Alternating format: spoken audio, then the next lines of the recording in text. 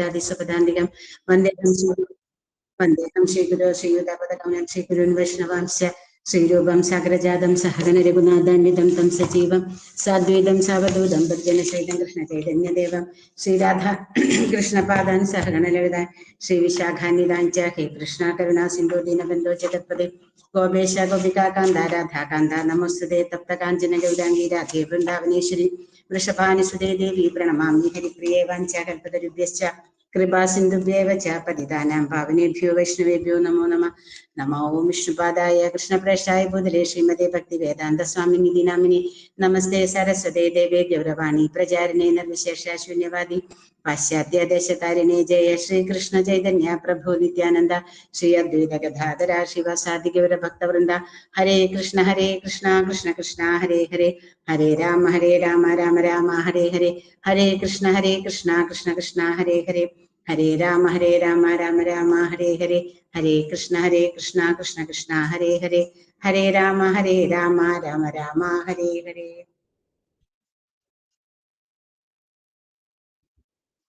ഹരേ കൃഷ്ണ. എല്ലാവർക്കും പ്രണാമം. നമുക്കിന്ന് 74-ാമത്തെ ശ്ലോകമാണ്. അധ്യായം 18 ഭഗവത്ഗീത യഥാരൂപം സന്യാസത്തിന്റെ പരിപൂർണതയില് 74-ാമത്തെ ശ്ലോകമാണ് നമ്മൾ നോക്കാൻ പോകുന്നത്. അപ്പൊ ഇന്നലെ നമ്മൾ കണ്ടത് 73-ാമത്തെ ശ്ലോകമാണ്. അപ്പൊ 73-ാമത്തെ ശ്ലോകത്തോടു കൂടെ അർജുനനും കൃഷ്ണനും തമ്മിലുള്ള സംവാദം അവസാനിക്കുകയാണ്. അപ്പൊ അർജുനന് ഭഗവാൻ പറഞ്ഞത് എന്താണെന്ന് മനസ്സിലായി. അതുകൊണ്ടാണ് അർജുനൻ പറയണത്, എന്താണ് കൃഷ്ണ അങ്ങയുടെ ഇച്ഛ, അതനുസരിച്ചിട്ട് ഞാൻ ചെയ്തു കൊള്ളാം, ഞാൻ പ്രവർത്തിച്ചു കൊള്ളാം എന്ന് പറഞ്ഞു അല്ലെ. അപ്പൊ ഇനി ഇവിടെ ഇത് മുഴുവനും കേട്ടോണ്ടിരിക്കുന്ന വേറൊരാളുണ്ട് അല്ലെ, സഞ്ജയൻ. അപ്പൊ സഞ്ജയൻ ഇത് മുഴുവനും ഭഗവാൻ തുടക്കം മുതല് എന്താ പറയാ, ഈ യുദ്ധത്തിന്റെ സമയത്ത് ആ വ്യാസൻ വന്നിട്ട് ധൃതരാഷ്ട്രർക്ക് പറയും, ഇങ്ങനെ ഇത് തരാം, ദിവ്യദൃഷ്ടി തരാം എന്ന് പറയുമ്പോൾ ധൃതരാഷ്ട്രർ പറയും എനിക്ക് വേണ്ട, അത് സഞ്ജയന് കൊടുത്താൽ മതി എന്ന് പറയും. അത് സഞ്ജയന്റെ ഭാഗ്യം. അങ്ങനെ സഞ്ജയന് ആ സുഹൃതം എന്നൊക്കെ നമ്മൾ പറയില്ലേ, അജ്ഞാന സുഹൃതം എന്നൊക്കെ പറയുന്നത് പോലെയാണ്. സഞ്ജയന് അവിടെ വ്യാസദേവൻ മൂലം ആ ദിവ്യദൃഷ്ടി കൊടുത്തിട്ട് ഭഗവാന്റെ വിശ്വരൂപം കാണാനുള്ള ഭാഗ്യം ഉണ്ടായി. ആ വിശ്വരൂപത്തിൽ കൂടെ കണ്ടതോടുകൂടെ സഞ്ജയന് മനസ്സിലായി എന്താണ് ഇനി സംഭവിക്കാൻ പോണതെന്ന്. യാതൊരു വിധത്തിലുള്ള സംശയവും സഞ്ജയനില്ല. അപ്പൊ ഇനി ഈ 74-ാമത്തെ ശ്ലോകം മുതല് സഞ്ജയൻ അങ്ങോട്ട് നമുക്ക് പറഞ്ഞു തരാണ്. അതായത് ധൃതരാഷ്ട്രർക്ക് തന്നെ പറഞ്ഞു കൊടുക്കാണ് എന്താണ് ഇനി സംഭവിക്കാൻ പോണതെന്നും എന്താണ് സഞ്ജയന്റെ ആ ഫീലിങ്സ്, അങ്ങനെയാണ് പറഞ്ഞു കൊടുക്കുകയാണ്. അപ്പൊ നമുക്ക് ശ്ലോകത്തിലേക്ക് പോവാം. ഓം നമോ ഭഗവതേ വാസുദേവായ. ഓം നമോ ഭഗവതേ വാസുദേവായ. ഓം നമോ ഭഗവതേ വാസുദേവായ. സഞ്ജയ ഉവാച ഇത്യഹം വാസുദേവസ്യ പാർത്ഥസ്യ ച മഹാത്മനഃ സംവാദമിമമശ്രൗഷം അദ്ഭുതം രോമഹർഷണം.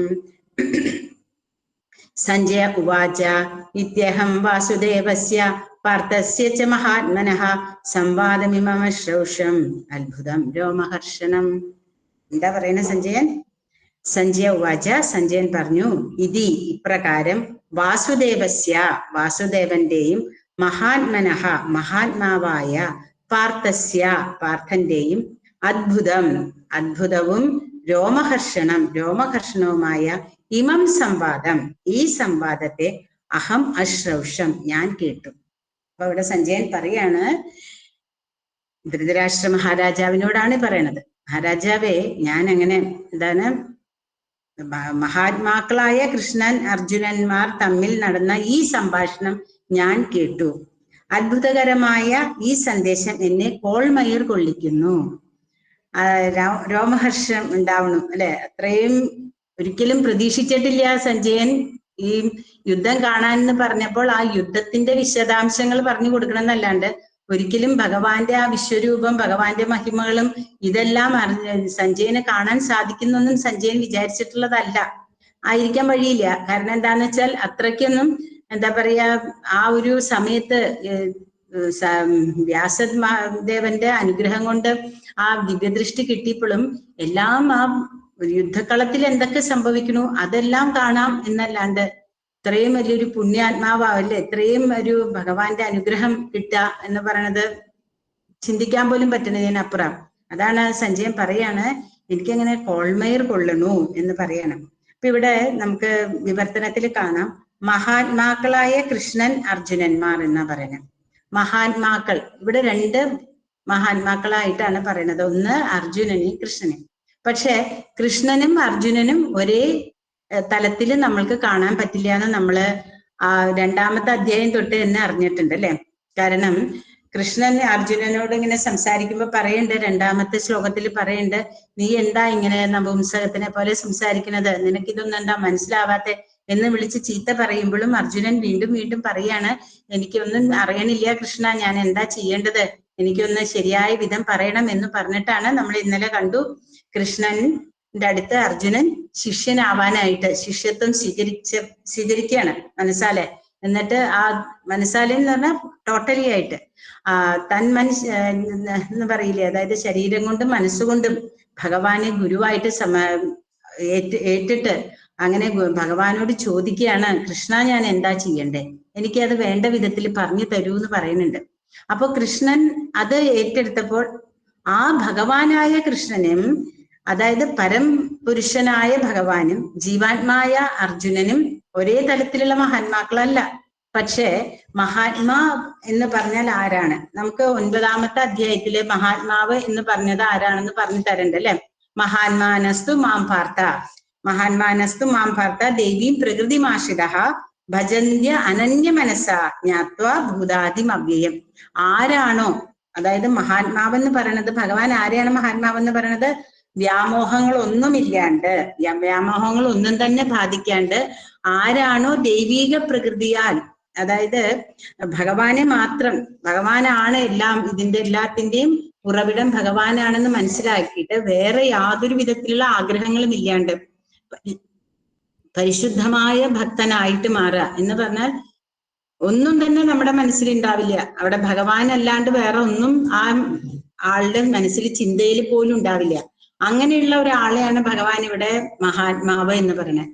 ഇവിടെ സഞ്ജയൻ നമുക്ക് മഹാത്മാവെന്ന് പറയുമ്പോൾ രണ്ടാളെയും പറയുമ്പോൾ സഞ്ജയൻ നോക്കുമ്പോ കൃഷ്ണനും അർജുനനും ആ ഉണ്ടായ സംവാദത്തിന് ബേസ് ചെയ്താണ് മഹാത്മാവെന്ന് പറയുന്നത്. കാരണം അതിലും അപ്പുറം ഒരു വാക്ക് ഉപയോഗിക്കാനായിട്ട് സഞ്ജയന് സാധിക്കണില്ല. കാരണം ഏറ്റവും ഉയർന്നത്, പക്ഷെ ജീവാത്മാവിലെ ഏറ്റവും ഉയർന്നതായിട്ട് അർജുനനെയും ഭഗവാൻ എന്ന് പറയുന്നത് പരംവ്യോമത്തിൽ, അതായത് പരമ ദിവ്യോത്തമ പുരുഷനായ ഭഗവാനെ, രണ്ടും ഒരേപോലെയാണെന്ന് നമ്മൾ ഒരിക്കലും വിചാരിക്കരുത്. രണ്ട് തലത്തിലാണ്. ഒന്ന് സാക്ഷാൽ ഭഗവാനും ഒന്ന് ജീവസത്തകളിലെ ഏറ്റവും ഉയർന്ന ജീവസത്തയായിട്ട് ഇവിടെ അർജുനനെ കാണിക്കുന്നു. കാരണം അർജുനൻ ഭഗവാനിൽ നിന്ന് എല്ലാ ജ്ഞാനവും, അതായത് ഭഗവാൻ പറയുന്നുണ്ട് അർജുനന്റെ ക്വാളിറ്റീസ് അല്ലെ, നിനക്ക് അസൂയയില്ല, നീ എന്റെ ഭക്തനാണ്, നീ അതേപോലെ തന്നെ എന്താ പറയാ എന്റെ സഖ ആണ്. അപ്പൊ ഇതെല്ലാ ക്വാളിറ്റീസും തികഞ്ഞത് കൊണ്ടും പിന്നെ അർജുനൻ ഭഗവാന്റെ ഒരു ഭക്തനാണ്, അസൂയയില്ല എന്ന് നമ്മൾ പറഞ്ഞത് തന്നെ. അതുകൊണ്ടാണ് ഭഗവാൻ അർജുനനെ ഇത്രയും വലിയ ജ്ഞാനം ഉപദേശിച്ചു കൊടുത്തത്. അപ്പൊ ആ ജ്ഞാനത്തെ കിട്ടിയ ആ അർജുനനും ഇവിടെ മഹാത്മാവാണ്. എന്തുകൊണ്ടാണ് നമുക്ക് ഇവിടെ അങ്ങനെ പറയാനായിട്ട് കാരണം എന്ന് വെച്ചാൽ 10ാമത്തെ ശ്ലോകത്തിൽ ഭഗവാൻ പറയുന്നുണ്ട് അല്ലെ, ഞാൻ പാർത്ഥ, അതായത് എന്താ പറയാ പാർത്ഥനായിട്ടും ഭഗവാൻ തന്നെയാണ് എന്ന് പറയുന്നുണ്ട്. അപ്പോ അങ്ങനെ നോക്കുകയാണെങ്കിൽ ഇതെല്ലാം ഭഗവാൻ തന്നെയാണ്. ഇവിടെ വേറൊരു വ്യത്യാസം നമുക്ക് കാണാനായിട്ടില്ല. കാരണം ഭഗവാൻ തന്നെ കേട്ടു, ഭഗവാൻ തന്നെ പറഞ്ഞു, ഭഗവാൻ തന്നെ എഴുതി. കാരണം വ്യാസനായിട്ടും ഭഗവാൻ തന്നെ പറയുന്നുണ്ട്, അർജുനനായിട്ടും ഭഗവാൻ തന്നെ പറയുന്നു. ഭഗവാൻ നമുക്കത് 10ാമത്തെ അധ്യായത്തില് വളരെ ഭംഗിയായിട്ട് പറഞ്ഞു തരുന്നുണ്ട് അല്ലെ. എന്താ പറയണത്? വൃഷ്ണീനാം വാസുദേവോസ്മി പാണ്ഡവാനാം ധനഞ്ജയ മുനീനാം അപ്യഹം വ്യാസ കവീനാം ഉശനാ കവി. അപ്പോ മുനീനാം വ്യാസനും ഞാനാണ്, പാർത്ഥനും ഞാനാണ്, അതായത് ധനഞ്ജയൻ എന്ന് പറയുന്നത് അർജുനൻ തന്നെയാണ്. അപ്പൊ പാണ്ഡവരിൽ അർജുനൻ ധനഞ്ജയൻ എന്ന പേരിൽ പ്രശസ്തനാണ്. അത് ഉത്തമ പുരുഷൻ എന്ന നിലയ്ക്ക്, അതായത് ഭഗവാന്റെ ഭക്തനാണ്, ഉത്തമ പുരുഷൻ എന്നുള്ള നിലയ്ക്ക് കൃഷ്ണന്റെ പ്രതിനിധിയായിട്ടാണ് നമ്മൾ അവിടെ കാണുന്നത് അർജുനനെ. അപ്പോ ആ അർജുനൻ ഭഗവാൻ തന്നെ, അതായത് ഭഗവാന്റെ പ്രതിനിധിയായിട്ട് എല്ലാ ഐശ്വര്യങ്ങളും ഇവിടെ കാണുന്നു, അത് ഭഗവാന്റെ പ്രാതിനിധ്യം ഉണ്ട് എന്ന് നമ്മൾ മനസ്സിലാക്കണം എന്നാണ് 10ാമത്തെ അധ്യായത്തിൽ കൂടെ ഭഗവാൻ നമുക്ക് പറഞ്ഞു തന്നിട്ടുണ്ട് അല്ലെ. അപ്പോ ആ ഭഗവാൻ, ആ അർജുനൻ എന്ന് പറയുന്നത് ഭഗവാന്റെ തന്നെ ഒരു ഇതാണ്, എന്താ പറയാ, വിഭൂതിയാണ്. അതേപോലെ തന്നെ ഭഗവാൻ പറയുന്നുണ്ട് വ്യാസനും ഭഗവാന്റെ വിഭൂതി തന്നെയാണ്. കാരണം വ്യാസൻ ഇതെല്ലാം മനസ്സിലായിട്ട് ഈ അവതാരങ്ങളെല്ലാം അറിഞ്ഞിട്ട് ഭഗവാനെ പറ്റി ഭഗവാനല്ലാണ്ട് വേറെ ആർക്കും പറഞ്ഞു തരാൻ പറ്റുന്നില്ലല്ലോ. അതുകൊണ്ടാണ് ഭഗവത്ഗീതയിൽ ഭഗവാന്റെ എല്ലാ ഗുണങ്ങളും നമുക്ക് പറഞ്ഞു തരികയാണ്, അല്ലേ? 4-ാമത്തെ അധ്യായത്തിൽ പറഞ്ഞു തരുന്നുണ്ട്.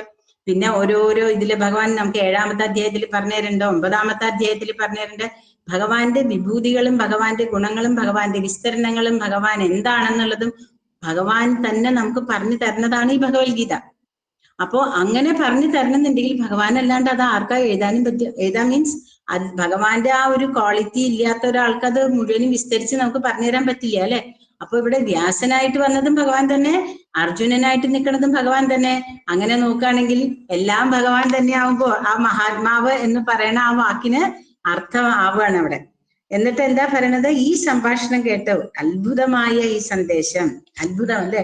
ഇനി ഈ ലോകത്ത് ഇങ്ങനെ ഒരു അത്ഭുതമായിട്ടുള്ള സന്ദേശം വരാൻ പോണില്ല. കാരണം ആ ഒരു സിറ്റുവേഷനിലാണ് ഭഗവാൻ ഇത്രയും അധികം വ്യക്തമായിട്ട് ഭഗവാന്റെ ധാമത്തിനെ കുറിച്ച്, ഭഗവാനെ കുറിച്ച് അങ്ങനെ അറിയുന്ന ഭക്തൻ. വാസുദേവ സർവമിതി സമഹാത്മാസു ദുർലഭ. പിന്നെയും ഭഗവാൻ പറയുന്നുണ്ട്, വാസുദേവനാണ് എല്ലാത്തിന്റെയും കാരണം എന്ന് മനസ്സിലാക്കണ മഹാത്മാവ്. അതും നമുക്ക് ഭഗവാൻ പറഞ്ഞു തരുന്നുണ്ട്, അല്ലെ? വാസുദേവൻ അല്ലെ മഹാത്മാവ് ആരാണെന്ന്. അപ്പം ആരാണോ അനന്യ മനസ്സ, ഏറെ യാതൊരു ചിന്തയും ഇല്ലാണ്ട് ഭഗവാനെ തന്നെ കാണുന്നത്, അദ്ദേഹമാണ് മഹാത്മാവ്. അല്ലാണ്ട് ഭൗതികമായിട്ട് നമ്മൾ കാണുന്ന മഹാത്മാക്കൾ എന്ന് പറയുന്നതൊന്നും ഇതായിട്ട് യാതൊരു ബന്ധമില്ല. അതൊക്കെ നമ്മുടെ അപ്പോഴത്തെ സിറ്റുവേഷനും അപ്പോഴത്തെ കണക്കനുസരിച്ചിട്ട് ഓരോരുത്തരും പറഞ്ഞു എന്നല്ലാണ്ട് ഭഗവാൻ പറഞ്ഞു തരുന്നത് എന്താണോ അതാണ് നമ്മൾ എടുക്കേണ്ടത്. അപ്പോൾ ഇവിടെ നമുക്ക് ഭാവാർത്ഥത്തിലേക്ക് പോവാം. ശ്രീല പ്രഭുപാദ് ജയ്. ഭഗവത്ഗീതയുടെ ആദ്യാധ്യായത്തിൽ ധൃതരാഷ്ട്രർ കാര്യദർശിയായ സഞ്ജയനോട് ചോദിക്കുന്നു. എന്താ ആദ്യം തന്നെ ധൃതരാഷ്ട്രർ ചോദിച്ചത്? ധർമ്മക്ഷേത്രേ കുരുക്ഷേത്രേ സമവേദ യുത്സവ മാമക പാണ്ഡവ ചൈവ കിമകുർവത സഞ്ജയ. എന്താണ് അവരവിടെ ചെയ്തത്? മാമക പാണ്ഡവ ചൈവ, അതൊക്കെ വളരെ വിശദമായിട്ട് നമ്മൾ പഠിച്ചിട്ടുണ്ട്, അല്ലെ? എന്റെ മക്കളും പാണ്ഡുവിന്റെ മക്കളും അവിടെ എന്താണ് ചെയ്യണത്? അവര് യുദ്ധത്തിന് തയ്യാറായോ? ധർമ്മക്ഷേത്രമായ കുരുക്ഷേത്രത്തിൽ അവര് യുദ്ധത്തിന് തയ്യാറായോ എന്നാണ് ധൃതരാഷ്ട്ര ആദ്യം തന്നെ സഞ്ജയനോട് ചോദിച്ചത്. അപ്പൊ ആ സഞ്ജയനോട് ചോദിച്ചതിന്റെ വിശദീകരണമാണ് നമ്മള് ഇവിടം വരെ സഞ്ജയൻ നമുക്ക് പറഞ്ഞു തന്നത്. പിന്നെ സഞ്ജയൻ കേട്ടത്, ഭഗവാനിൽ നിന്ന് കേട്ടതും ഒക്കെ നമ്മള് അറിഞ്ഞതും ഇവിടം വരെ എത്തി നിൽക്കുകയാണ്, അല്ലെ? എന്നിട്ട് പറയാണ്, കുരുക്ഷേത്രം എന്ന യുദ്ധഭൂമിയിൽ എന്ത് സംഭവിച്ചു?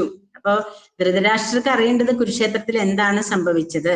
അപ്പൊ ഇത് യുദ്ധം തുടങ്ങിയ ശേഷം ആണ് നടന്നിട്ടുള്ളതെന്നാണ് പറയണത്. അപ്പോ ആ യുദ്ധം തുടങ്ങി കുറച്ച് ദിവസം കഴിഞ്ഞിട്ടാണ് ഇതിനെ വിസ്തരിച്ച് സഞ്ജയൻ ധൃതരാഷ്ട്രർക്ക് പറഞ്ഞു കൊടുക്കണമെന്നാണ് പറയണത്. അപ്പോ അത്രയും വിശദമായിട്ടുള്ള ഓരോരോ സംഭവങ്ങള് ഇവിടെ സഞ്ജയന് ധൃതരാഷ്ട്രർക്ക് പറഞ്ഞു കൊടുക്കാൻ സാധിച്ചത് എന്തുകൊണ്ടാണ്? ധൃതരാഷ്ട്രരുടെ ഗുരുവിന്റെ അനുഗ്രഹം. എന്നിട്ട് പറയുന്നു, അവിടെ നടന്ന സംഭവങ്ങൾ മുഴുവൻ സഞ്ജയൻ മനഃചക്ഷുസിലേക്ക് തന്റെ ആധ്യാത്മിക ആചാര്യനായ വ്യാസദേവന്റെ അനുഗ്രഹത്താൽ പകർത്തപ്പെടുകയാണ്. അപ്പൊ ഇവിടെ നമ്മൾക്ക് മനസ്സിലാവേണ്ടത് ഒരു ഗുരുവിന്റെ മഹത്വം.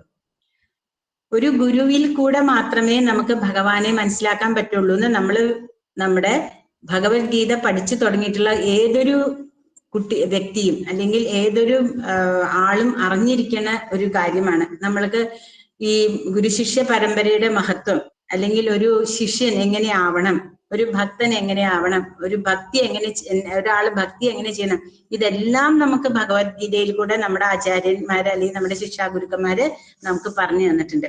അപ്പൊ അത് തന്നെയാണ് ഇവിടെ സഞ്ജയനും പറയുന്നത്. സഞ്ജയന്റെ ഗുരുവായ വ്യാസദേവനിൽ നിന്ന് കിട്ടിയ അനുഗ്രഹമാണ് സഞ്ജയന് ഭഗവാനെ തന്നെ കാണാൻ സാധിച്ചു. അപ്പൊ നമുക്കും ഭഗവാനെ കാണണമെന്നുണ്ടെങ്കിൽ എന്താ ചെയ്യേണ്ടത്? നമ്മുടെ ഗുരു പരമ്പരയിൽ കൂടെ നമ്മുടെ ഗുരുക്കന്മാര് പറഞ്ഞതിനെ നമ്മള് ഫോളോ ചെയ്യണം. അതാണ് നമ്മൾ ചെയ്യേണ്ടത്.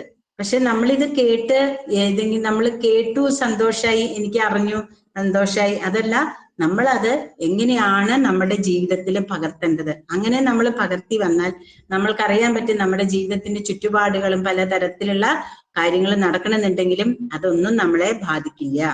കാരണം അതെല്ലാം ഈ മായയിൽ പെട്ടിങ്ങനെ കളിക്കുന്ന ഓരോ കാര്യങ്ങളാണ്. ഇന്നലെ നമ്മൾ മായയെ പറ്റി പറഞ്ഞതാണ് അല്ലെ. അത്രയും പ്രബലമാണ് മായ. ആ മായയിൽ നിന്ന് നമുക്ക് പുറത്തു വരിക എന്നുള്ളത് ചിലവർക്ക് ജന്മനാലെ തന്നെ കുറച്ചൊക്കെ അണ്ടർസ്റ്റാൻഡിങ് ഉണ്ടായിരിക്കും. അപ്പൊ അവർക്ക് ഇത് കേൾക്കുമ്പോൾ കുറച്ചും കൂടെ ഭംഗിയായിട്ട് മനസ്സിലാവാൻ സാധിക്കും. പക്ഷെ ഒന്നും അറിയാണ്ട് ഭഗവാനെ മാത്രം അറിഞ്ഞാൽ മതി, വേറെ ഒന്നും നമുക്ക് അറിയണ്ട, എല്ലാ മായയും നമ്മളിൽ നിന്ന് പൊയ്ക്കോളും എന്നാണ് ഭഗവാൻ നമുക്ക് പറഞ്ഞു തന്നിട്ടുള്ളത്. എന്നിട്ട് പറയുന്നു, സഞ്ജയൻ സമരരംഗത്തെ സംഭവങ്ങളെ വിവരിക്കുന്നു. ആശ്ചര്യകരമായ എത്രേ കൃഷ്ണാർജുന സംവാദം. അതാണ് പറയുന്നത്. ഇവിടുത്തെ ഈ സംഭാഷണം പ്രഭുപാദ നമ്മളോട് പറഞ്ഞു തരാണ്. രണ്ട് മഹാത്മാക്കൾ തമ്മിൽ അത്രയും പ്രാധാന്യമുള്ള ഒരു സംഭാഷണം മുമ്പ് നടന്നിട്ടില്ല, ഇനി നടക്കാൻ പോകുന്നതുമില്ല. അപ്പോ ഇതിനു മുമ്പ് ഇങ്ങനെ ഒരു സംഭാഷണം ഉണ്ടായിട്ടില്ല. ശരിയാണ്, ഭഗവാൻ ഇതിനു മുമ്പ് നമ്മൾക്ക് 4-ാമത്തെ അധ്യായത്തിൽ പറയുന്നുണ്ട്, ഞാൻ വിവസ്വാൻ ഇത് പറഞ്ഞു കൊടുത്തു, വിവസ്വാൻ അത് മനുവിന് പറഞ്ഞു കൊടുത്തു. ആ പരമ്പരയെ കുറിച്ച് ഭഗവാൻ പറഞ്ഞു കൊടുക്കുന്നുണ്ടെങ്കിലും ഇതുപോലൊരു സിറ്റുവേഷനിൽ നിന്നുകൊണ്ടായിരിക്കില്ല അതൊന്നും പറഞ്ഞത് അല്ലെ. അത് നമുക്കറിയാൻ സാധിക്കും. ഇങ്ങനെ ഒരു സിറ്റുവേഷനിൽ നിന്ന് ഈ ഒരു യുദ്ധക്കളത്തിന്റെ ആ ഒരു അത്രയും പ്രശ്നങ്ങളുള്ള ആ യുദ്ധം എന്ന് പറയുമ്പോൾ തന്നെ ഒരു പ്രശ്നം ഭൂമിയാണ് അല്ലെ. അതിന്റെ ഇടയിൽ നിന്നിട്ട് ആ അർജുനന്റെ മാനസികാവസ്ഥയും ആൾക്കാര് ചുറ്റിനുള്ള ബഹളത്തിന്റെ ഇടയിലുമാണ് ഭഗവാൻ ഇത് മുഴുവനും അർജുനന് പറഞ്ഞു കൊടുക്കുന്നത്. അപ്പോൾ ഇനി അങ്ങനെ ഒരു സിറ്റുവേഷൻ ഉണ്ടാവാനും പോണില്ല എന്നാണ് ഇവിടെ പ്രഭുപാദ പറയുന്നത്. ഇനി നടക്കാൻ പോകുന്നതുമില്ല. പരമപുരുഷനായ ഭഗവാനാണ് തന്നെ കുറിച്ചും സ്വശക്തികളെ കുറിച്ചും മഹാഭക്തനായ അർജുനനാകുന്ന ജീവാത്മാവിനെ വിവരിച്ചു കൊടുക്കുന്നതെന്നതിൽ വിശേഷിച്ചും അത്ഭുതാവഹമാണ് ഈ സംവാദം. അപ്പോ പരമാത്മാവും ജീവാത്മാവും തമ്മിലുള്ള സംവാദമാണിത്. ഭഗവാൻ പരമപുരുഷനായ ശ്രീകൃഷ്ണ ഭഗവാൻ ജീവാത്മാവായ അർജുനന്, നമ്മളെ ഓരോരുത്തരും, നമ്മളൊക്കെ ജീവാത്മാക്കളാണ്, നമ്മളെ പോലുള്ള ഓരോ ജീവാത്മാവിനും ബദ്ധജീവാത്മാക്കളാണ്. അവർക്ക് എല്ലാവർക്കും വേണ്ടി അർജുനന് റെപ്രസെന്റേറ്റീവ് ആയിട്ട് ഭഗവാൻ പറയേണ്ടത്, നിമിത്ത മാത്രം ഭവസവ്യസാചിൻ, നീ ഒരു നിമിത്തം മാത്രമാണ് അർജുന, നീ യുദ്ധം ചെയ്യൂ എന്ന് പറയുമ്പോഴും ഇതേപോലെ തന്നെ അർജുനനൊരു നിമിത്തം മാത്രമാണ് ഈ ജ്ഞാനം നമ്മളിലേക്ക് എത്തിക്കാനായിട്ട്. അപ്പൊ ആ ജ്ഞാനത്തെ ഭഗവാൻ അർജുനന് കൊടുത്തത് നമ്മളെ പോലുള്ള ഓരോരുത്തർക്കും വേണ്ടിയിട്ടാണ്. അപ്പോ ഇവിടെ നമ്മൾ പറയണു, അങ്ങനെ ഈ അത്ഭുതമായിട്ടുള്ള ഈ സംവാദം എന്തിനാണെന്നാ പറയണത്? കൃഷ്ണനെ മനസ്സിലാക്കാൻ വേണ്ടി. അർജുനന്റെ കാഴ്ചപ്പാടുകളെ പിന്തുടരാമെങ്കിൽ നമുക്ക് സന്തുഷ്ട ജീവിതവും വിജയവും സുനിശ്ചിതമത്രേ. കൃഷ്ണനെ മനസ്സിലാക്കാൻ അത്ര എളുപ്പമാണോ? അല്ല.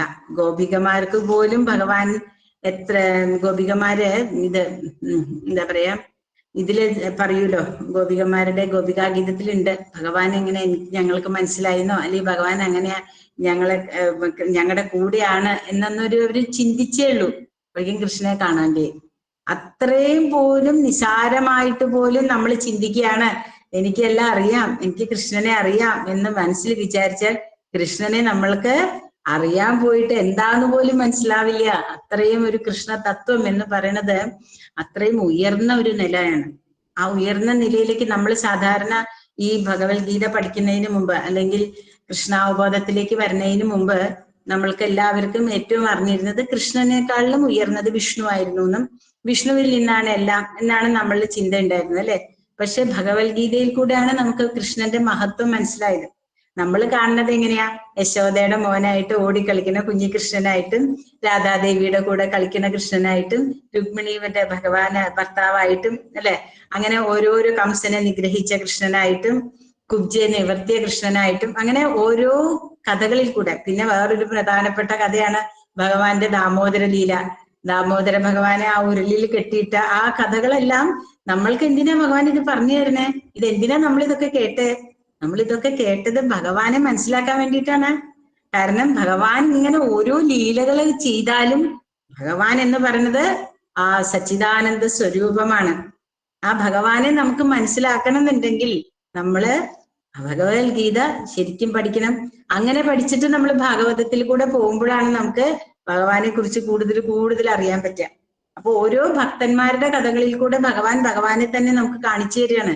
പക്ഷെ അത് മനസ്സിലാക്കാനായിട്ടാണ് നമ്മളൊക്കെ ശ്രമിക്കണമെന്നുണ്ടെങ്കിൽ ശ്രമം എന്ന് പറഞ്ഞാൽ നമ്മളെപ്പോഴും ഭഗവാനെ എങ്ങനെയാ ശ്രമിക്കുക എന്ന് പറഞ്ഞിട്ടുണ്ടെങ്കിൽ നമ്മൾക്ക് പറഞ്ഞു തന്നിട്ടുണ്ട് പ്രഭുപാദ അല്ലെ. 16 മാല ജപിക്കുക, യമനിയമങ്ങൾ പാലിക്കുക, ഭഗവാന്റെ സേവ ചെയ്യുക, ഭക്തിയുത സേവനങ്ങൾ ചെയ്യാം. അങ്ങനെ ഓരോന്നും ചെയ്ത് ചെയ്ത് ചെയ്ത് നമ്മൾ കുറേശ്ശെ അതേപോലെ തന്നെ ഭഗവാന്റെ ഇത് സ്ക്രിപ്റ്റേഴ്സ്, ശ്രുതി, ഇതെല്ലാം പഠിക്കുക.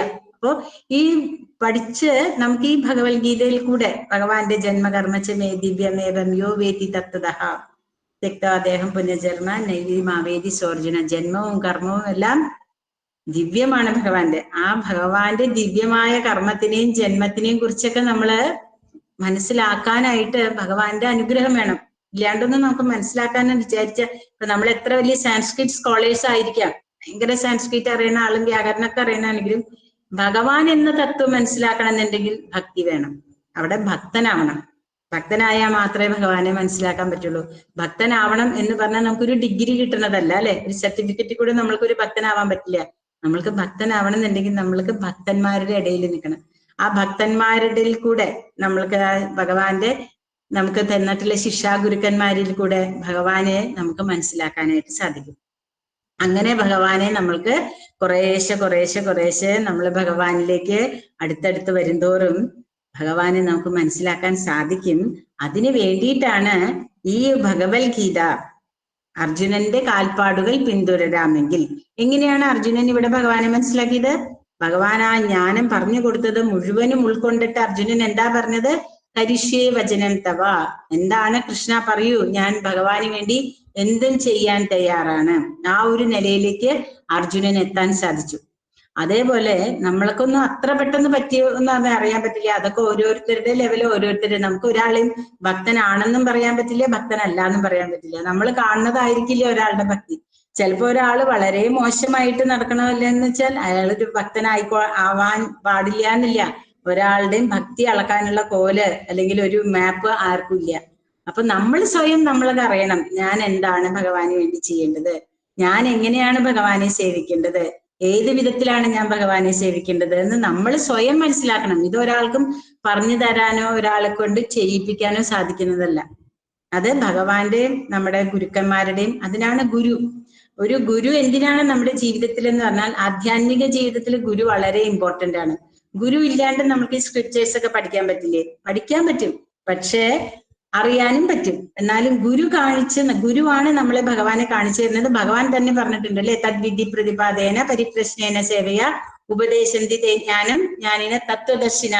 വിനയത്തോടുകൂടെ ഗുരുവിനെ സേവിച്ച് ഗുരുവിൽ നിന്ന് നമ്മൾ കാര്യങ്ങൾ മനസ്സിലാക്കണം എന്ന് ഭഗവത്ഗീതയിൽ ഭഗവാൻ എന്തിനാ അങ്ങനെയാണ് ഈ പറഞ്ഞതിന്റെ ആവശ്യം?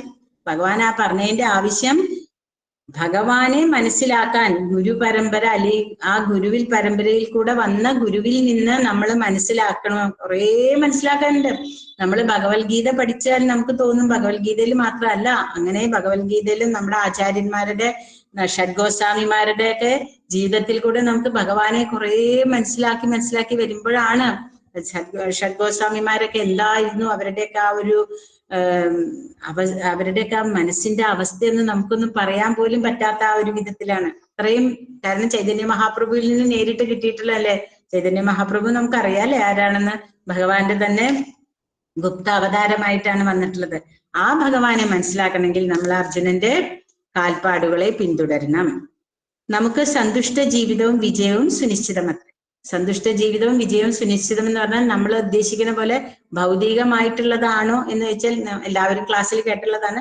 ഭൗതികമായിട്ടുള്ളതും ഒരു പരിധി വരെ കിട്ടും, പക്ഷെ ആധ്യാത്മികം അത് നമുക്ക് ആർക്കും പറഞ്ഞു കൊടുക്കാൻ പറ്റില്ല. ഇപ്പൊ നമ്മൾ പറയാണ് നമ്മള് ഇതെല്ലാം കഴിഞ്ഞാൽ ഗോലോക വൃന്ദാവനത്തിൽ ചോദിച്ചാൽ ഇവിടെയുള്ളവർ ചോദിക്കുകയാണ് അതിനെന്താ തെളിവ് എന്ന് ചോദിച്ചാൽ നമുക്ക് ആ തെളിവ് പറഞ്ഞു കൊടുക്കണമെന്നുണ്ടെങ്കിൽ അവർക്ക് അതിനുള്ള അറിവോ അല്ലെങ്കിൽ അതിനുള്ള യോഗ്യത വേണം. അതുകൊണ്ട് വെറുതെ ഒരാൾക്ക് പോയിട്ട് നമുക്ക് പറഞ്ഞു കൊടുക്കാൻ പറ്റില്ല. നമ്മുടെ ആചാര്യന്മാര് പറഞ്ഞതിനെ നമ്മൾ വിശ്വസിക്കുക, ഭഗവാൻ പറഞ്ഞതിനെ നമ്മൾ വിശ്വസിക്കുക. ഭഗവാൻ പറഞ്ഞതിനപ്പുറം ആരും പറഞ്ഞു തരാൻ പറ്റില്ലല്ലോ. അതാണ് ഭഗവത്ഗീതയിലുള്ളത്.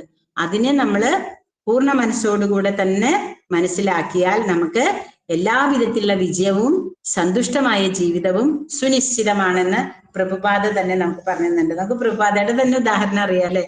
ഇന്നെന്താ ലോകം മുഴുവനും ആരാധിക്കണം അല്ലെ, നമ്മുടെ എല്ലാവരുടെയും അത്രയും ആരാധ്യനായിട്ടുള്ള ഒരു ഗുരു അദ്ദേഹമാണ് അല്ലെ. ലോക ഗുരുവാണ് അദ്ദേഹം, ഇപ്പൊ വിശ്വഗുരുവാണ്. ആ പ്രഭുപാദയുടെ കാരുണ്യമാണ് നമുക്ക് ഭഗവാനെ ഇവിടെ മനസ്സിലാക്കാൻ സാധിക്കുന്നത്.